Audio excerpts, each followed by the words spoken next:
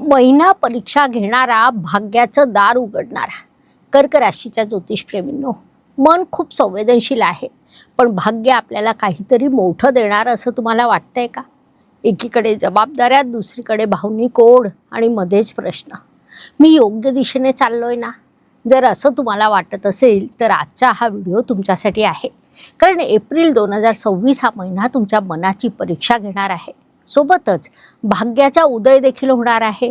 कर्क म्हणजे भावना, कर्क म्हणजे कुटुंब प्रेम आणि कर्क म्हणजे न दिसणारी अंतर्गत ताकद. तुम्ही शांत असता, परंतु वेळ आली की समुद्रासारखं उंच लाट बनता.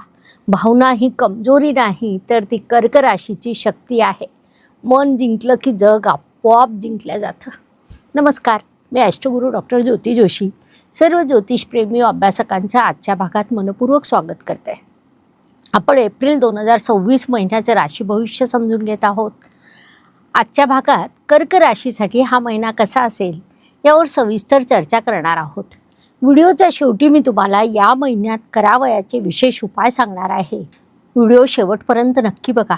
तसंच ही शास्त्रीय माहिती तुम्हाला आवडल्यास व्हिडिओला शेअर करायला विसरू नका, जेणेकरून ती इतरांपर्यंत पोहोचू शकेल.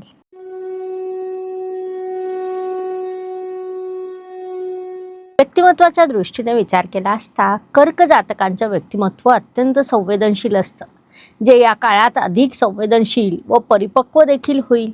या महिन्यात तुमच्यासाठी एकच सूत्र आहे: भावनांवर नियंत्रण ठेवा, निर्णयावर ठाम राहा आणि कर्मात सातत्य ठेवा.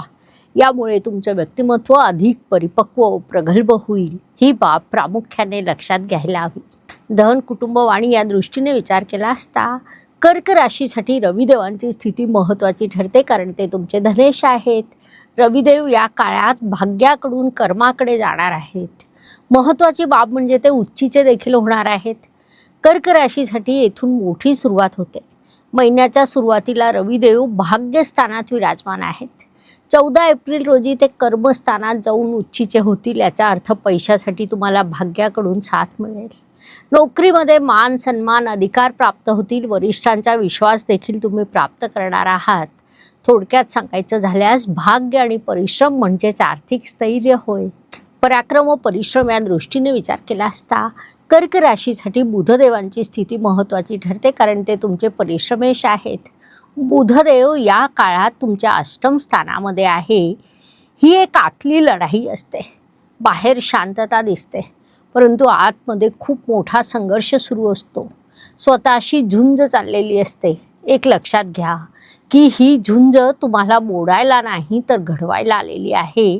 त्यामुळे तुम्ही परिश्रमात कमी पडू नये हा सल्ला तुम्हाला देण्यात येत आहे.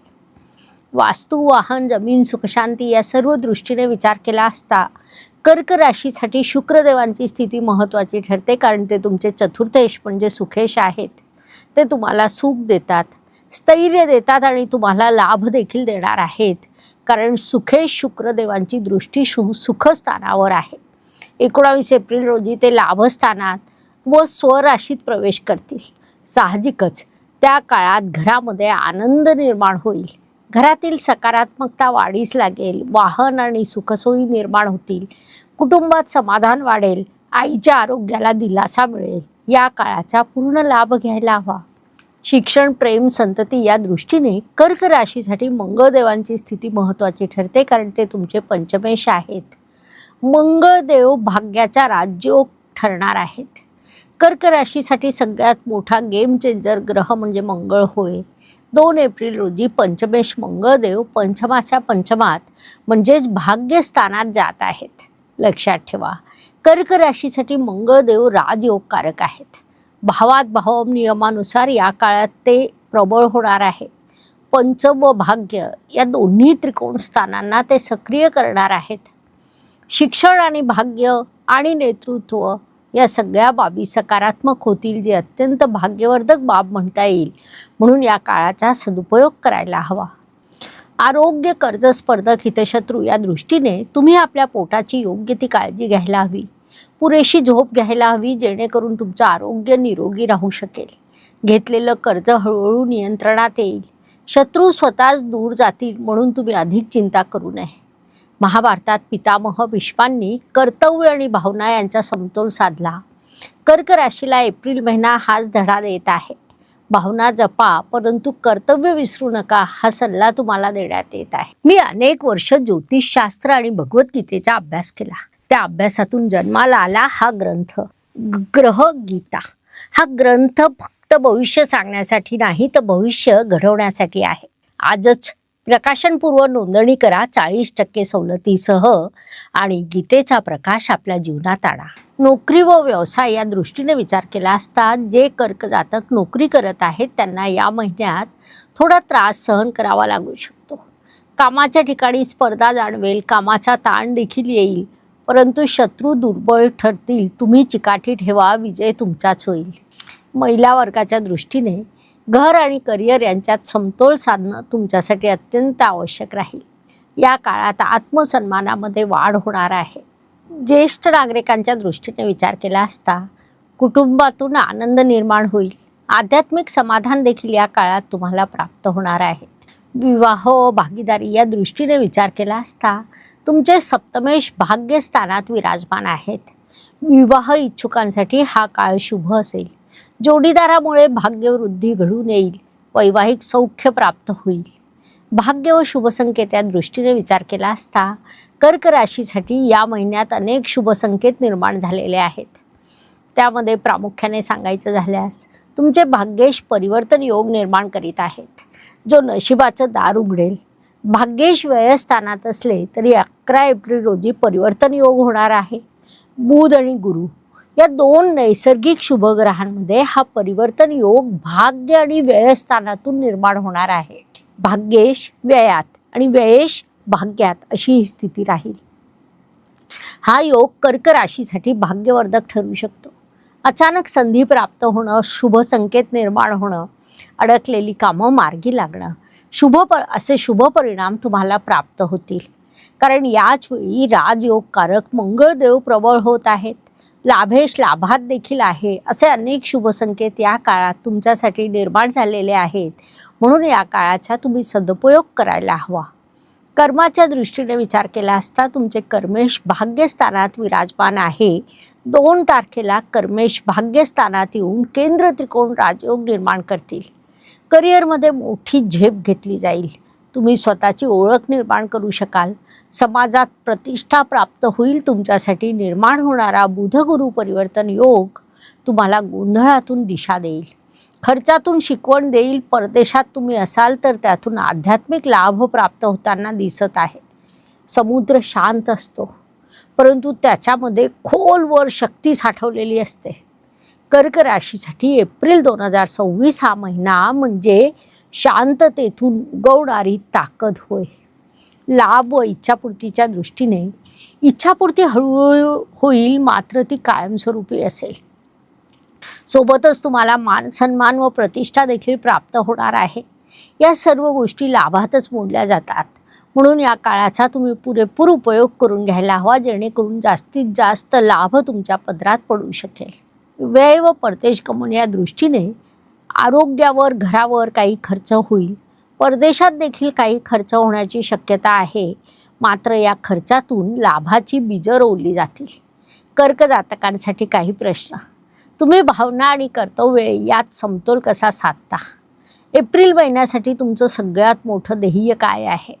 तुमचं उत्तर कमेंटमध्ये नक्की लिहा. अजून एक अत्यंत महत्त्वाची बाब म्हणजे आपल्या सर्वांची ज्योतिषशास्त्रावर असलेली श्रद्धा आणि आमच्या चॅनलला दिलेला सातत्यपूर्ण प्रतिसाद याबद्दल आपले मनपूर्वक आभार. अनेक लोक विविध माध्यमातून आमच्याशी संपर्क साधण्याचा प्रयत्न करतात, परंतु व्यस्त वेळापत्रकामुळे मला प्रत्येक वेळी फोन उचलणं शक्य होत नाही. म्हणून आपले प्रश्न, शंका किंवा मार्गदर्शन हवे असल्यास त्याची सविस्तर माहिती कृपया व्हॉट्सअप मेसेजद्वारा पाठवावी. आपल्या मेसेजनुसार योग्य ती माहिती आणि उत्तर व्हॉट्सअपवर देण्यात येईल. प्रत्येक दिवस प्रत्येकासाठी चांगला जात नाही. आयुष्य हे सुखदुःख आणि चढउतारांनी भरलेलं असतं. त्यानुसार महिन्यातील काही दिवस हे प्रत्येकासाठी अत्यंत शुभ, काही तणावाचे, संघर्षाचे जातात. आपण त्या काळात कसं वागतो यावरून आपलं यशापयश ठरत असतं. हे चंद्राच्या गोचरवरून ठरत असतं. त्या दृष्टीने या महिन्यात कर्क जातकांसाठी 8, 17 आणि 25 हे दिवस शुभ आहे. म्हणून महत्त्वाची कामं तुम्ही पूर्ण करण्याचा प्रयत्न करा. तर 5, 15 आणि 23 हे दिवस तुमच्यासाठी अशुभ आहे. संघर्षाचं प्रमाण वाढलेलं असेल, म्हणून या दिवसात स्वतःची योग्य ती काळजी घ्या, जेणेकरून आपल्या कुटुंबाचं मानसिक स्वास्थ्य टिकून राहील. उपायांच्या दृष्टीने तुम्ही सोमवारी चंद्राच्या प्रकाशात किमान 10 मिनिटं ध्यान करायला हवं. दूध किंवा तांदूळ दान करा. आईचे आशीर्वाद घ्या. या सर्व उपायांचे शुभ परिणाम प्राप्त होतील. कर्क राशीसाठी महोगणी ब्रेसलेट सुचवण्यात येतं. भावनिक स्थैर्य, कौटुंबिक चिंता अशा समस्यांचा जर तुम्ही सामना करत असाल तर हे ब्रेसलेट तुमच्यासाठी अत्यंत लाभदायक राहील. हे तुम्हाला ऑनलाईन खरेदी करावायचे असल्यास त्याची लिंक डिस्क्रिप्शन बॉक्समध्ये दिलेली आहे. तेथून तुम्ही ते मागवू शकता. ब्रेसलेटसोबत आपण ते धारण कसं करायचं याचा शास्त्रोक्त विधी, ॲक्टिवेशन कार्ड देखील देत असतो. त्या कार्डवर ब्रेसलेट ठेवून त्याला तुम्ही ॲक्टिवेट केलं तर त्याचा तुम्हाला प्रचंड लाभ होतो. सिद्ध केलेलं हे ब्रेसलेट ॲक्टिवेशनने तुम्हाला फळ द्यायला लागतं. आणि हो, सोबतच डिस्काउंटसाठी कुपन कोड देखील असतो. त्यामुळे डिस्क्रिप्शनमध्ये जाऊन आपण बुकिंग करू शकता. तर कर्क राशीच्या जातकांनो, हा महिना तुम्हाला रडवायला नव्हे तर अधिक मजबूत करायला आलेला आहे. ग्रह बदलत आहेत. तुमचं आयुष्य नवीन उंचीवर जात आहे. ही माहिती तुम्हाला आवडली असेल तर चॅनलला लाईक करा, सबस्क्राईब करा, बेल आयकॉन ऑन करा आणि तुमचे अनुभव कमेंटमध्ये नक्की लिहा. धन्यवाद. शुभम भवतु. जय ज्योतिष. नमस्कार. शास्त्राचा अभ्यास करण्यासाठी माझी मराठीतून 11, हिंदीतून 2 अशी पुस्तकं प्रकाशित झाली आहे. विशेष बाब म्हणजे मी स्वतः संशोधित केलेली ज्योती जोशी पद्धती अर्थात जे पद्धती या विषयावर स्वतंत्र ग्रंथ उपलब्ध आहे. त्याचा देखील लाभ घ्यावा. यूट्यूबची कार्यप्रणाली ही मुख्यतः लाईक, शेअर आणि सबस्क्राईबवर चालते. Please like, share and subscribe the channel. धन्यवाद. शुभम भवतु. जय ज्योतिष.